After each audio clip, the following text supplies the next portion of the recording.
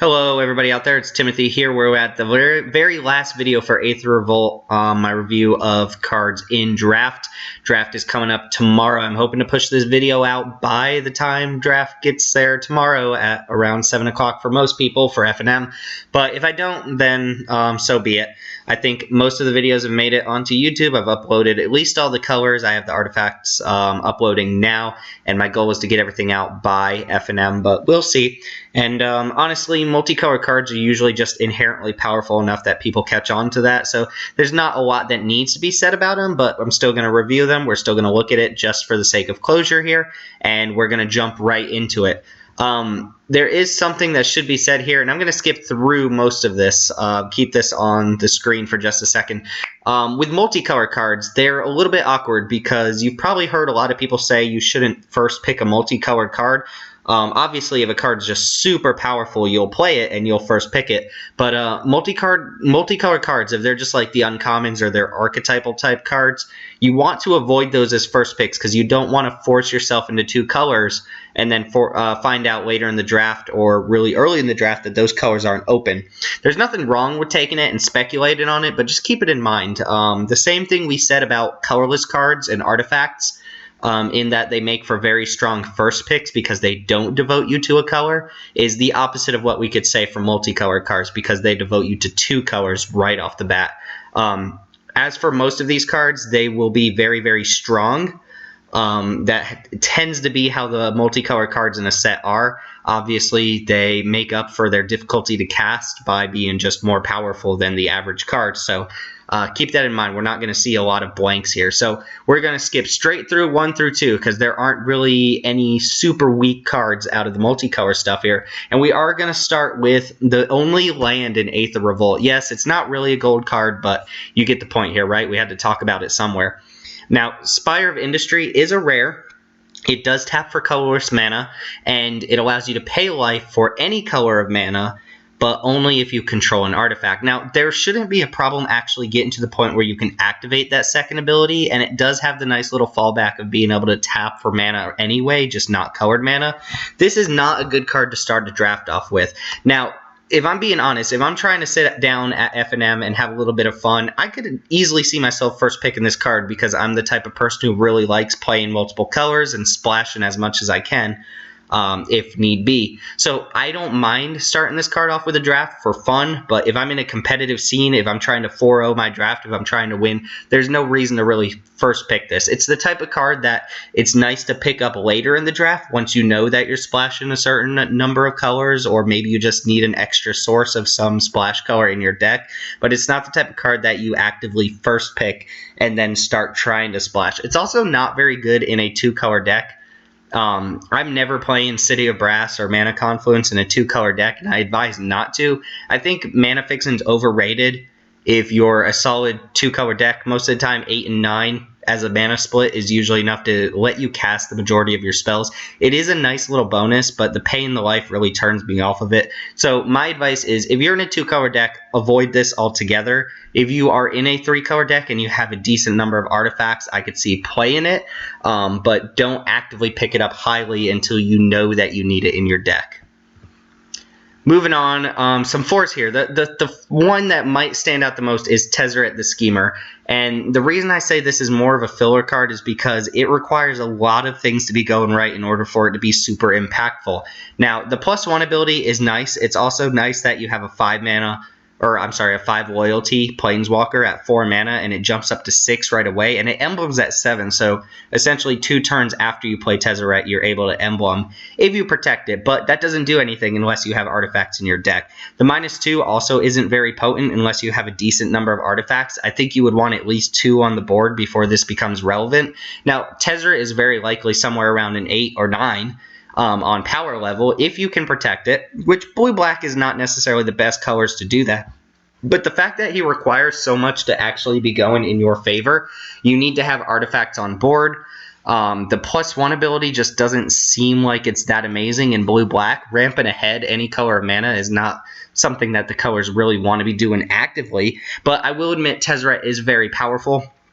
The main source of his power comes in the -7 ability, which if you are not in an artifact heavy deck is just not that good of an ability. It does make artifacts permanent 5/5s, which is really hard for your opponent to deal with if you get that going. And once you know that you're in an artifact heavy blue-black deck, then Tezzeret is very, very strong. But if you are only running 2 or 3 different artifacts in the deck, then Tezzeret really just doesn't do that much overall. There is a lot of nice synergy between the +1 and the -7, but overall I think he's kind of on the weaker side as far as limited Planeswalkers go, and he's very build around when it comes to Planeswalkers, which is unique because you don't see a lot of Planeswalkers that require you to be playing some sort of certain theme to make them powerful, which is where I'm kind of dinging Tezzeret here. I do want to point out, I do think he's an archetypal card, which is why I'm giving him a 4, but in the decks you play him in, he'll very likely be something like an 8 or 9.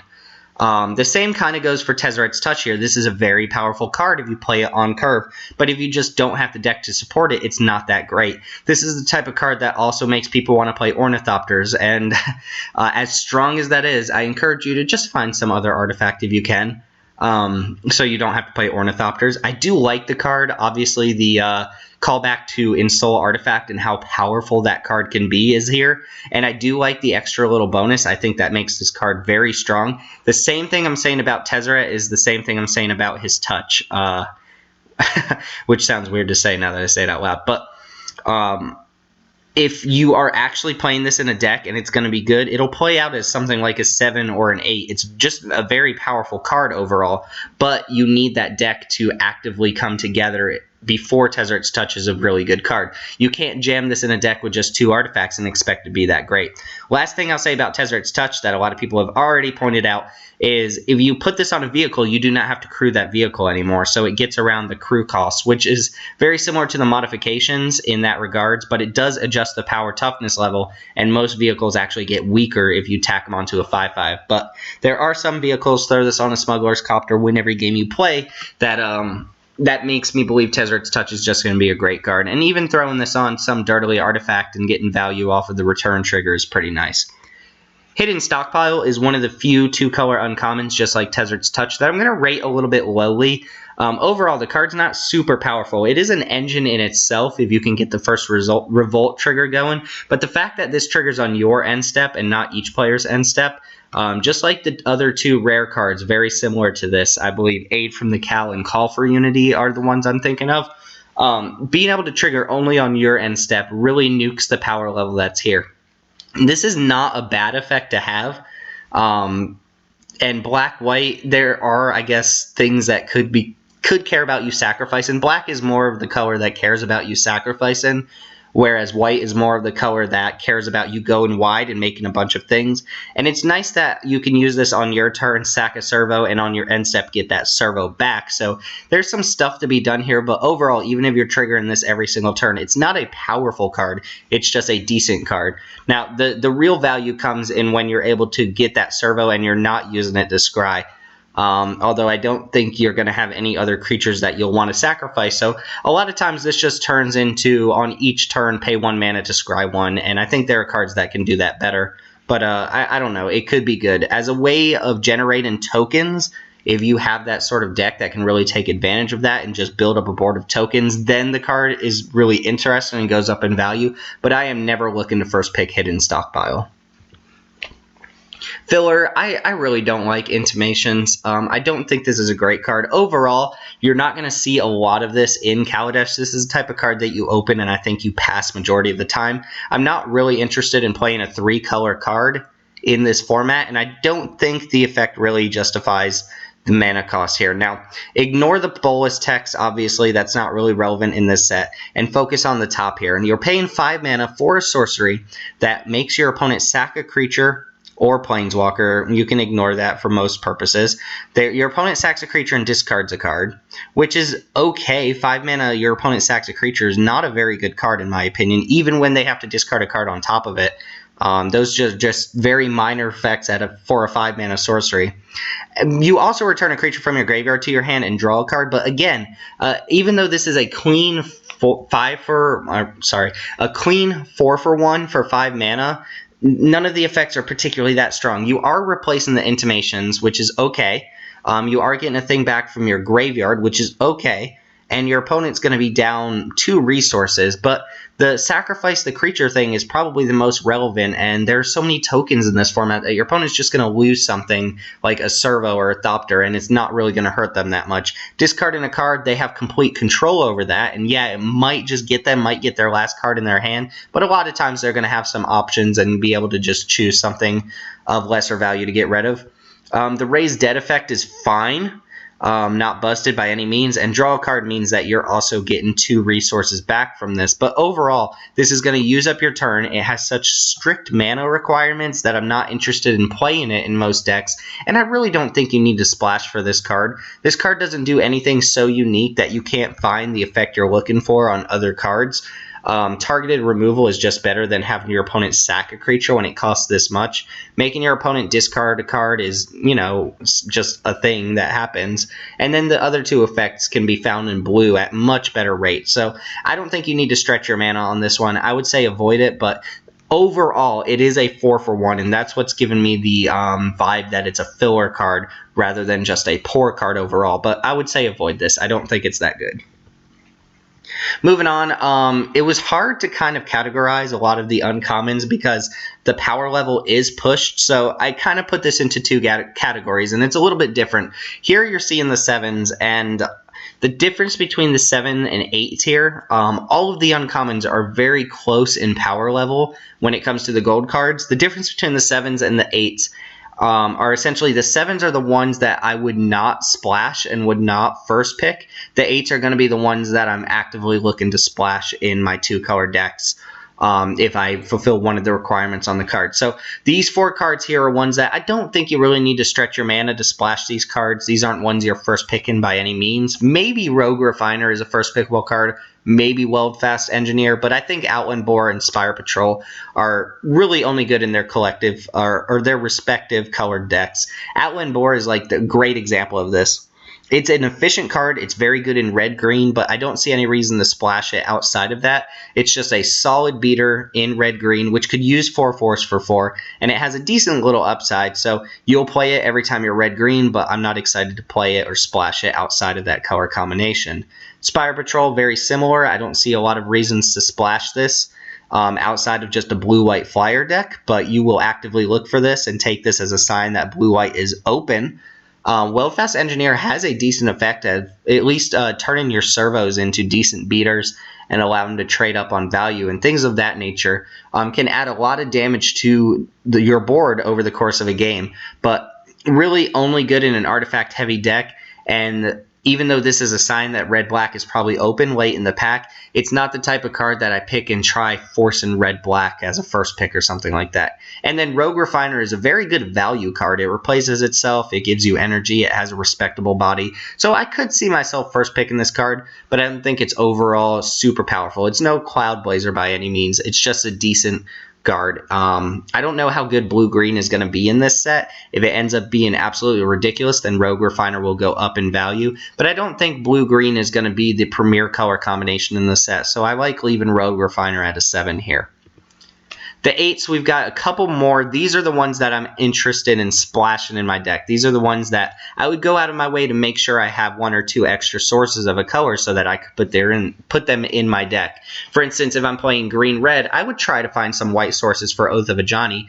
I do think this is a first pickable rare when it comes to double color cards. The effect is just really good. It's particularly good in creature-based decks, which green-white tends to produce.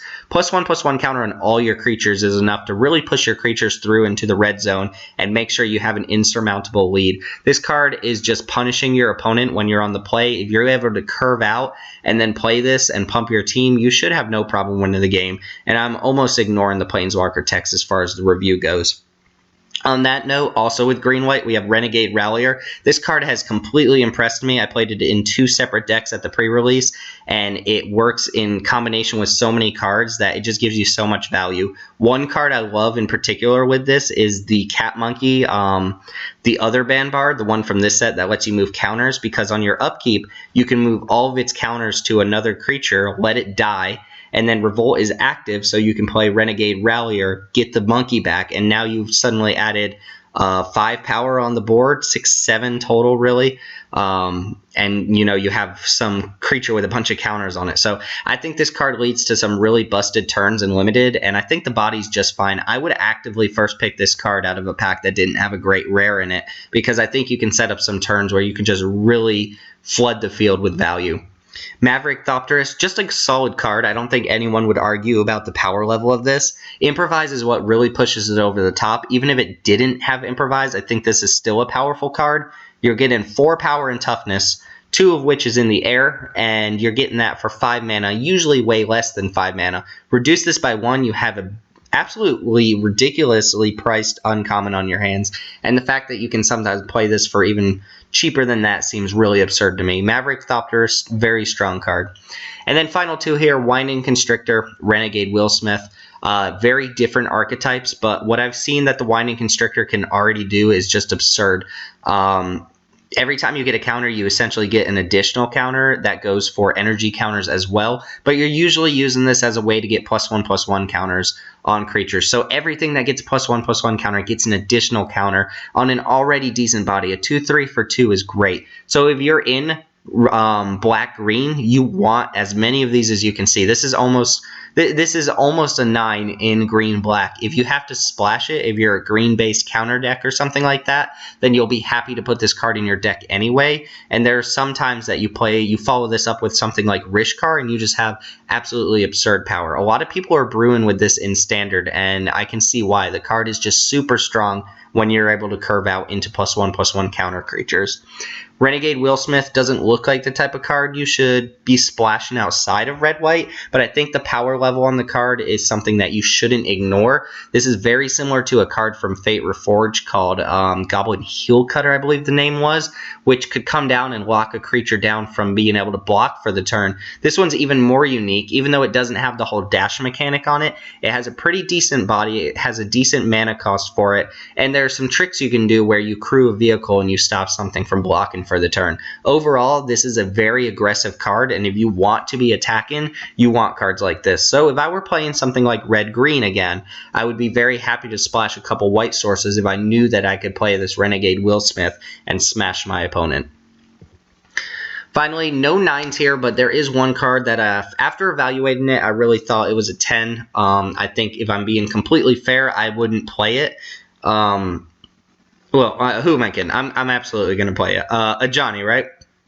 Now, this card's hard to evaluate because it's just a big flashy 6-mana planeswalker. It starts off at a little bit of just 4 loyalty, but it ticks up to 6. It has a great minus, and -9 is going to win you the game, but you're not really using that ability that often. So if I'm being completely fair, we evaluate the card like this. You're paying 6 mana for a removal spell. Almost every time you play a Johnny, unless you're already in a position where you're winning, you are probably going to minus right away, which is going to leave a Johnny at 2 loyalty and going to leave it very vulnerable. But you just removed your opponent's best creature from the board, and you gain some life. I'm sorry, its controller gains some life, and now your opponent has to be put in this position where they're like, all right, do I keep attacking you, or do I now have to attack a Johnny? Odds are they have to attack a Johnny, because if they don't, it threatens to kill their next best creature. It threatens to draw a bunch of cards, pretty much any permanent type, I believe, non-land permanent. So on average, you'll probably draw about 2 cards per turn every time you plus this, and then if you ever get it anywhere close to the -9, you probably just win the game on the spot, even though this is very win more ability. If you're in a position where you're able to tick a Johnny up and it's not under pressure, you're probably already winning that game, right? So a Johnny's real value comes in the -2 ability, and how effective that'll be when you play a Johnny.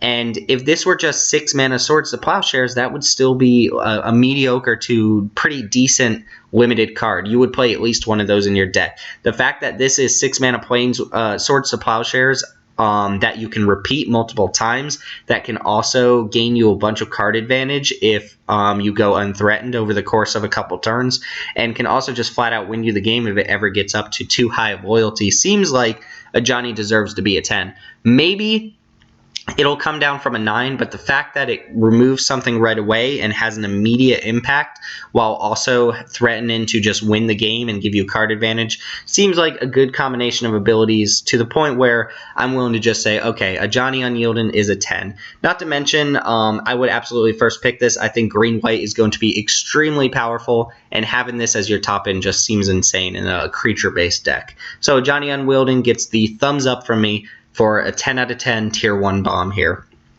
And I think that covers everything, guys. First off, if I missed any cards, please let me know so I can, I don't know, talk about them maybe in another video. But if you enjoyed these videos, if you thought they were useful, please let me know so I know whether or not it's in my best interest to do this same thing when Amonkhet comes out.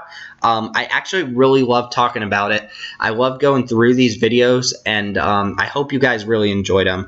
And I would say that this was super helpful for me. As I've already mentioned in another video, I did very well at my pre-releases, and I think it's on account of just voicing my opinions out loud.